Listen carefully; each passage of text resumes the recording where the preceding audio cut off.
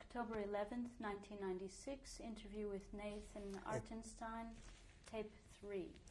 It's a shame. What's a shame? Such a beautiful day. I was sitting in the dark. You were telling me no, about. I'm joking. You were telling me about being arrested in. You were telling me about being arrested in Russia. At what time?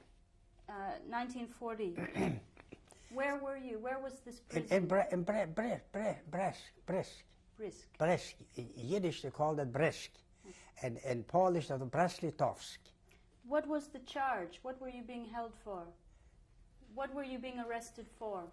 Arrested, not refused to take a passport. Okay. Were you released eventually? Eventually you were released? Oh, well, the point is, when I've been arrested, they find in my pocket the ketubah. And the agent, he was a uniformed agent, NKVD.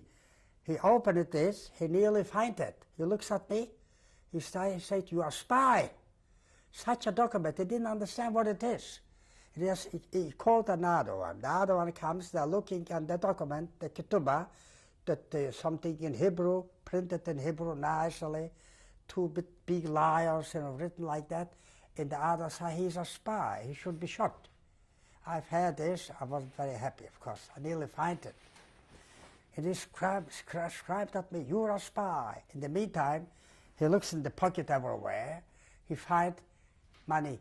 I've got 1,100 ruble left. Took the money. It was two people that have seen the money, but he pulled my ring, the wedding ring, he took it up, put in the pocket. And then he said, "You're a spy," start to scream. Hearing screams, he comes the head from the NKVD. He said, "What's going on?" He said, "Look, I find a spy." He's a spy. He was more intelligent. He took the document, the ketubah, he read, he said, "What it is?" I said, with my broken Russian, I speak to him Polish, which is a little bit in Russian.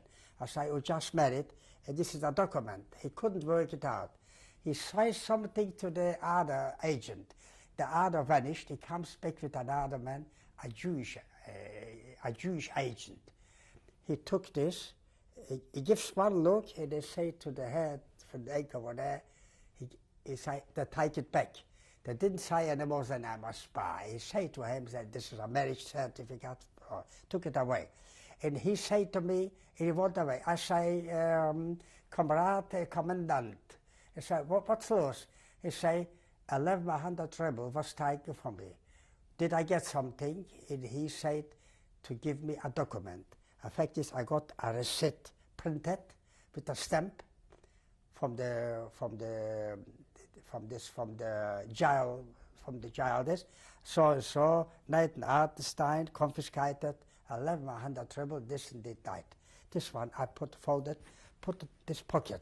He went away. I say, "Comrade Commandant, it's not all. What's lost?" I say, this gentleman, the guard, he took my ring." He said, "What? I beg your pardon." And he starts swearing Russian, he swear very ugly. He said, "You say my people are stealing. How dare you could get..." I said, "I'm sorry." I say nothing. He went away. Later I find out that it's only one. All the gold, or got good watches, my watch, I haven't got a watch. They confiscated in the making out money of it together. But the same effect is that nobody won't believe it, that I got back my 1,100 ruble in Russia.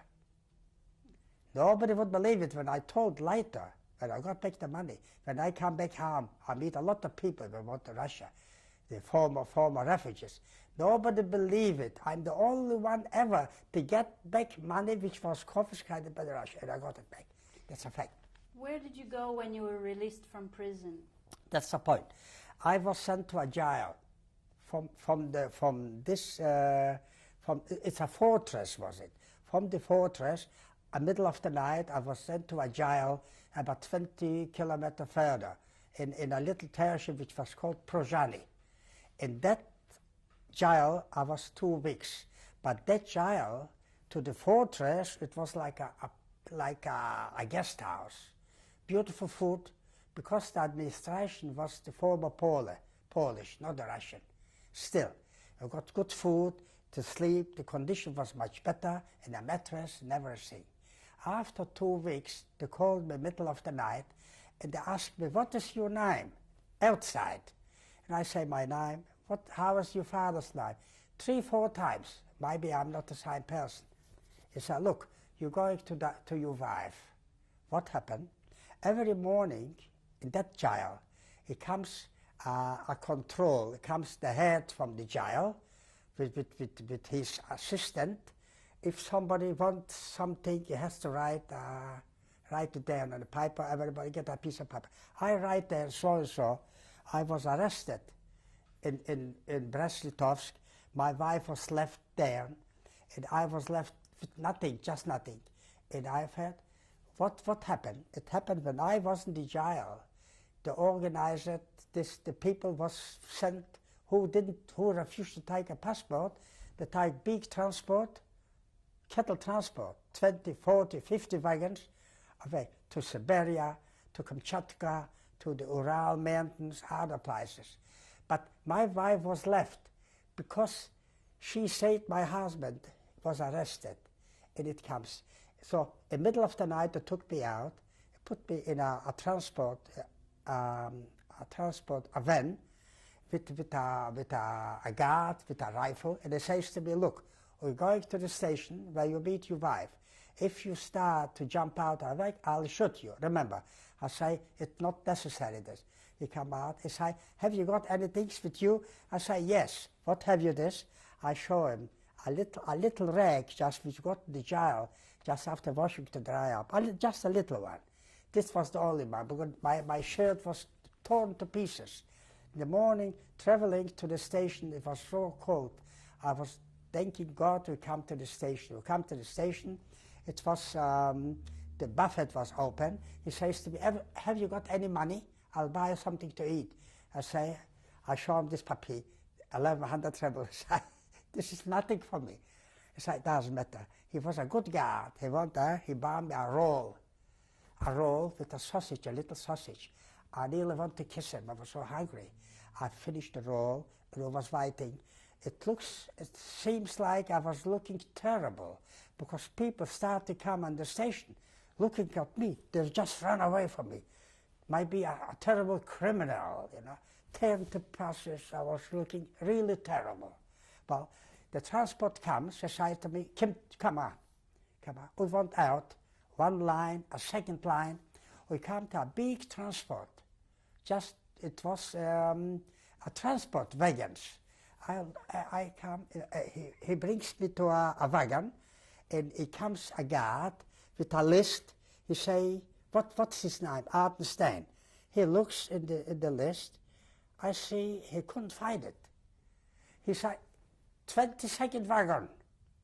Like I come to the 22nd wagon. It was open, shift, you know. I look inside. I didn't see my wife. As soon as I look inside, somebody behind lift me up, pushed me in the wagon, put the wagon, and I'm in the dark. I didn't know where I am. After about half an hour, the train started rolling. But slowly, in the dark, I started to see a little bit. It was a little window with very, very, very small spaces you could look through. I looked through, I've seen, I don't know where I am, but I've seen that the wagon was made up the same like when I come from Poland to Russia with the transport. Banks made up on both sides, up for about 18 to 20 people. In the middle was standing a little oven with a chimney. Over sure you travel in the cold countries to get hit. And it's at the lavatory. It was a big barrel near the door. We start traveling many hours, didn't stop. Nobody talked. After half a day traveling, and the vision was much better. We could see each other, more light comes in. And somebody asked me, How do you come here? I've seen talking between them. They took me as a spy. What language did they speak? But yeah? In what language did they speak to What? you? What language did they speak? Yiddish. Of course, Yiddish. Yiddish, some Polish speaking. Yiddish, Polish. That was people from little towns, from Białystok, from Brave, some from Warsaw, from different parts of Poland. All people which come, they come to Brest-Litovsk, they want to get registered to go with the transport to Poland. So you got from every corner of Poland. I say so and so. I say, with your wife, what is your wife? What is name? I say, Tula. Tula, what has she got? I say, I got 2 packets with things covered with a navy lining. I say, oh, one said, I know Tula. She's a beautiful little wife with hair. Yeah, I know her. She told me the husband is dead. They start to believe me the story. Straight away, 2 brothers. I will ever remember it. One of them come to me. He give me to cover with a shirt. The shirt, that's the first one. I say, I'll give it back when they come to the place. I never give it back because they say, keep it. They was lucky. But they was thrown in the wagon, they got the luggage. Some people got the luggage, they got food even inside. And afterwards, I see the people are taking out from the baskets, they're taking out bread, one takes out a sausage, wurst eating, and I'm staying like that. One asked me, one of the 2 brothers, I'm sure you are hungry. I didn't answer. Straight away from all sides. They bring bread, and I swallow it like pills, one after the other. They was wondering, how could a human being eat so much? I was so hungry, I eat a lot, and I've seen. And then I told the story what happened. But the 2 brothers, it was other 2 brothers, they was communists. When they left home, on the way, they start singing, they was happy. But slowly they wake up. They've seen all things which they was told up to now, such a golden life for Russia, it was all propaganda. And in this way we come to a place in the Ural Mountains. That place was really, it was all mines, not the coal mines. What was the name? It was called Dektyarka. Can you spell that? Dektyarka, Dektyarka.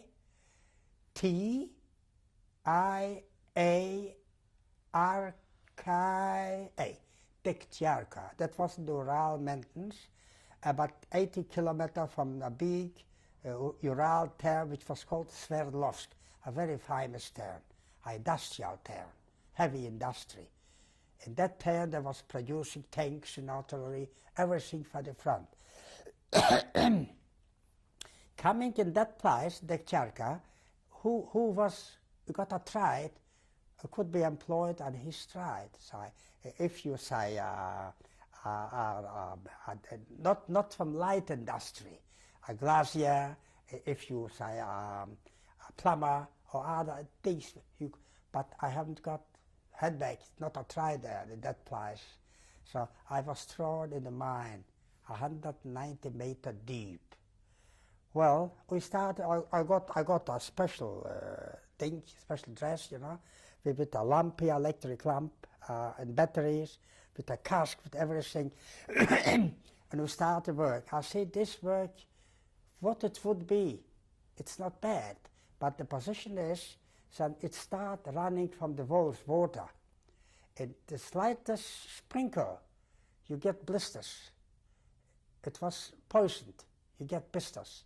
It was a mine, steel, iron mine, real iron mine. Iron, they got iron, copper. How many people were working in the mine? How many was working there? Oh, that big mines, thousands of people. Thousands. Very big mines. But it was lucky that this place was the lucky one of the luckiest in Russia, because the mines gives out a lot of work, iron. The most important things for the government in wartime, to produce all the military hardware which is needed, like tanks artillery, other ones, you know, and they produce more than the norm. In Russia, the system always was such that they always brings out something, and that goes over the whole of Russia, because it was once a man. His name was Stakhanov, and he produced 140% the norm. So if everybody who makes more than norm, he's a Stakhanovic. That's the system. But this plant, that mine, they make more than norms. And in all of Russia, they know the Ktyarka, that the golden place, they make more than the norm. And from every place, they throw products and everything in that Ktyarka. The fact is, it was a big shop, magazine, a big magazine. Who was wondering, you get everything you need, fresh rolls and chocolate, everything you get in that place, because of that, they got it's called red flag. They got a red flag from Russia. Everything was thrown. Got not a bad living. Were you paid for the work you were doing? Were you being paid for the work? What made? Did they pay you money? They pay? Oh, the same, 150 ruble a month. But the point is this: every day, it was terrible catastrophes. I've seen it's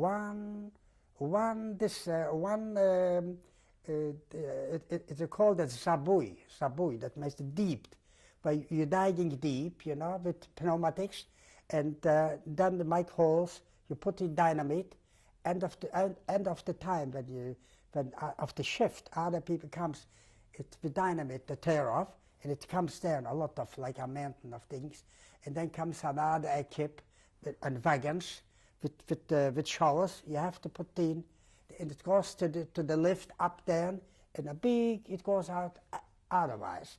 But the trouble is, then to get the norm, you have to be in a hurry fast, and that was the trouble. You have to work it like tunnels. It goes tunnels of pairs of kilometers, 190 meter deep.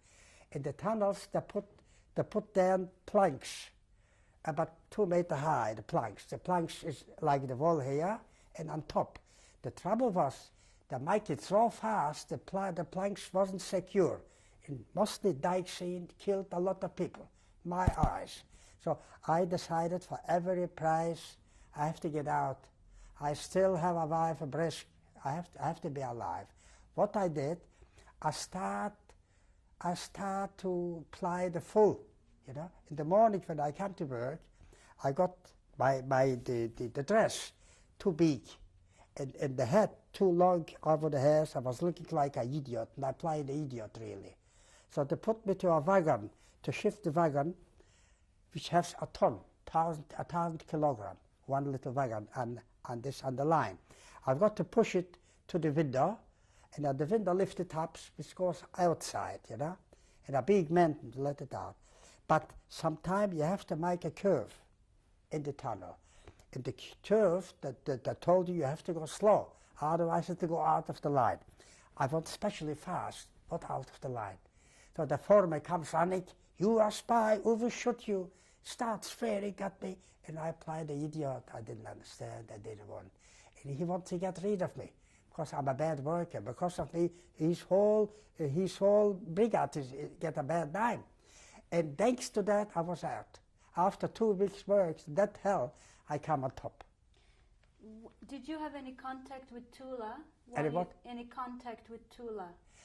With my wife? Yes. No, I haven't got any contact. But between the other people, I find a man he was excellent in Russian. He could write, and he write for me letters. He says to me, write a letter to the head from the industry.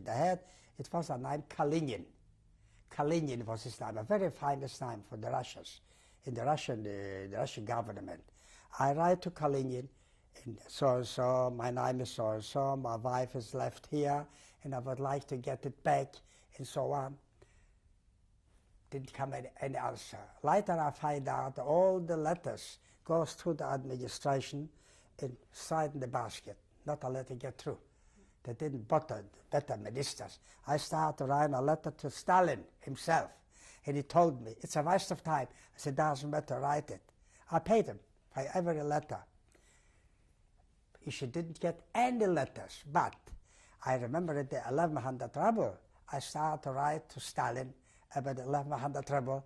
It was a big marshal, his name was Voroshilov, to him. And I got from the office, Voroshilov office, I got an answer.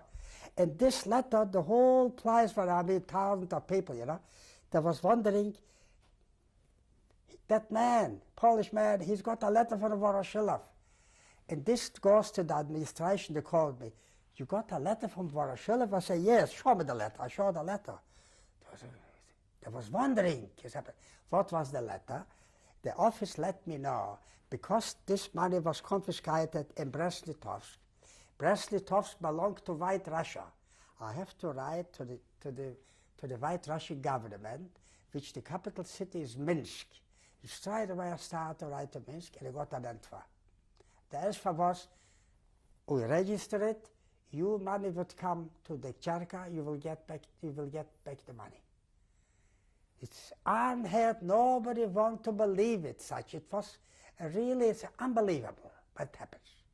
In the meantime, I got news, a letter, got through my wife, she's coming to me. My wife, she was left in the backyard of a big synagogue. It was the last 100 people, but people got in hiding. She was hiding, other one, but they got the people, and it was too small a group to make a transport. But still, the last 100, and the anchor there told her, why are you going that? Do you know he will die for hunger? It's very bad conditions then. You know, you've never been in Siberia or in the Ural Mountains. You won't be alive. If you'll be alive, you'll be hungry, you would die. She said, no, I won't take you back to my husband. And one day they called her, and the other one was left behind. I don't know what was with the rest. But they gave her a man with a rifle, no, with a gun, I think I got that. And they was traveling first class to Moscow, and from Moscow to the Ural, to Sverdlovsk. They come Sverdlovsk, comes a telephone, and I was called to the office, the head office, and I got the telephone. I said, my wife, I wouldn't believe it. They come. And they come. They hand it over to the anchor over there. What I remember, at that time in the Cherka, the shop, you got to buy anything you want. Kasha and many things you could buy. I bought off a few kilos of this, in little sacks, a few kilos of this, a few kilos of that. And I was sure that she comes, she will bet nothing. But in that time where she has been, at that time, in the shtetl, you could buy for money, you could buy anything. And she started to buy also things, kasha and this, yeah. She comes also with little things. You wouldn't believe it. We got a big room to go up, few stairs to go up, picturesque, you know, and a bed to sleep. It was with straw mattress. And she comes to me, and we were sitting the whole night talking about. And I told her about the 1100 rubles. She won't believe it. She said, you won't get the money. So how do you know? So everybody knows. Money? You're lucky. You're lucky that you didn't get shot as a spy because you said he took the ring. You have to, let's say you say, if you shut up, it's more healthier for you. So anyway, and the fact is she comes to me. And when she comes to me, we got not a bad living because I was lucky to get out of the mine. I got a job, a funny job. It's a long story, but I got a job, and then I changed as a glazier. How I come to glazier, I never have to do with glass. What was it? They got spected. It's called spected. They got how to explain it in English. It's a big place where they grow vegetable and strawberries, the other one. It's covered with the time, and it's heated mechanical, you know. But they make it specially, you know. But you need glass to cover with glass. And they find a little bit glaziers, not many. So I'm a glazier, but I did not think what I do. So I took 2 packets of Makorka, that's a tobacco, Russian tobacco, to the headmaster from this lead this one. I gave him the 2 packets. I said, look, I'm a glazier, but I didn't work for many years. I don't remember well. He said, don't worry, I'll teach you. What was the name of the headmaster? It's very hard, with the end, with a Pienko, Kopienko. It's very hard with the name. But the fact is, he showed me, he took a little diamond, how to cut and how to break it up, how to fit it, with pasta to stick it. It took me a couple of hours. I was perfect. In 2 weeks, it was excellent work. After these 2 weeks, again, was called to the office, and you can't be without work. Digging trenches. That was very bad. It was a big hole, about 2 meters deep, and it was very heavy clay. It sticks to the spine. So you got another, a little bit of water, you put the water, but still to throw out heavy clay, 2 meters, was very heavy for me. And I wasn't like it that time. And I was throwing in the forest to cut trees. Anyway, in the meantime, we got news that all Polish citizens should be freed from these camps. I wouldn't believe it, but rumors, how can rumors? One man, he was on the station, 12 kilometers further, a train passed, and a few people, Polish people, that screamed, I am liberated, I got a document that I'm liberated, because it was an agreement between the Polish government in exile in London, in the German, in the German command, in the Russian command. When was this agreement? That was in 1942. 1942. We've been in the Jarka, we've been more than a year, or over 1941, 42. But I have heard things like that. I say to my wife, I wouldn't go to work anymore. I say, do you know what you're doing? You'll be arrested. They will send you to Kamchatka. They will send you to very bad places where nobody comes back. Or you die for cold, die for hunger. I say, let's be what it is. Once I have to be free, I'll stick to it. And I stick to it. The second day, I didn't go to work. The commandant, his name was Odintsov, I remember, a nice man. Very strictly, but not a tyrann, you understand? I come, he says to me, sit down, he gave me a beautiful cigarette, the best cigarette, Russian. And he says to me, why didn't you go to work? He said, I know a decree from Comrade Stalin that all Polish citizens has to be free. You can't force them again to go to work, and he can't go. How do you know that? As I've heard, I meet a man from Revda. Revda was a little township, 18 kilometers, also mines, from that place, the Kharkov, where we were living, and he told me that. I say, how do you know that? But you haven't got the document. I say, I wouldn't go to work. Decree is decree. You say, you know, you could be arrested. You didn't follow Stalin's orders. I say, Stalin didn't give the order, you haven't got proof. I say, doesn't matter, go home. I come home. In the same day, it comes a man to call me to the head of the whole district, to him. I was shaking the head. He was like a king. What was his name? Hard to remember.